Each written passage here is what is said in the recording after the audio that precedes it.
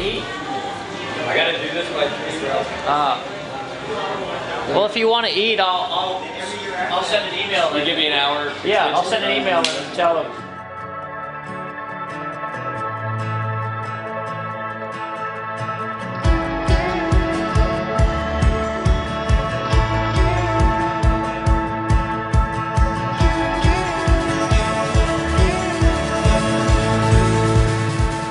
Isn't it fascinating that the people with, what I have seen, is the people with a lot of times the best stories, the ones that could really inspire the most people, are the ones who are out there homeless on the streets. I mean, doing, you know, in situations to where they don't really think that they have anything to live for. Yeah. You know what I'm saying? That blows my mind, man. Can't believe it. I experience that every time I go into jails or treatment centers or institutions or something like that and talk to people, man. And I think that what people don't realize is that, you know, is that everybody's got a story. There's like billions of different stories, man, out there. It's what makes good movies. People love it.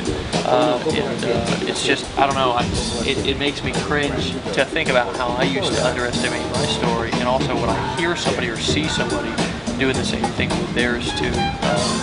In the last 24 hours, I've probably heard, you know, 10 people who have come up who have told me their story and then told me that they didn't have a story. Yeah.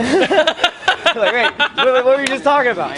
What I've noticed here is that people get involved in this community. Yeah. You know what I'm saying? And they come alive with that stuff. Yeah. You know what I'm saying? I was just talking to a guy inside who's from Guam, and it's kind of like a second-rate country. You know what I'm saying? Like they have to serve in the military, or they do serve our country, but they don't vote.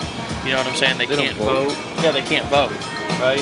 So I mean, the entire, and there's about 180,000 of them out there. They all feel like second-rate citizens. You know what I'm saying? And I can see that kind of pain in his eyes, man. And I just talked to him for like 5 minutes and just told him, man, that what he just told me was exactly what was not only going to what he could use as fuel, right? But also how he could fuel his people. You know, and people right there in the same situation. I could see the pain in his eyes. Yeah. You know what I'm saying? I mean, I could see that he had been struggling with that, and I would assume the entire culture struggling with the same thing for years, decades, man.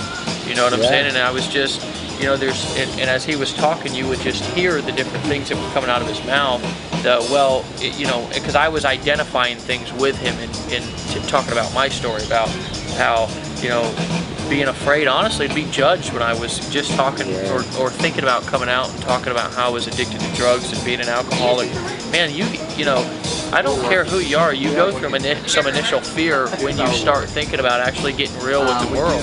But I believe that that's what separates the good men from the great men and the good women from the great women, is that you kind of step out on that faith and you step out on that courage to realize that there's going to be some ridicule, there's going to be some judgment, but you know what? Nobody does anything great in this world without being judged and without being ridiculed at first. You know what I'm saying? All of the great people, Martin Luther King Jr., that's a prime example, right? I mean, all of the great people who have done impactful things in this world were always judged and always ridiculed when they first did it. And then, you know what, man, eventually people caught on and realized how powerful it was.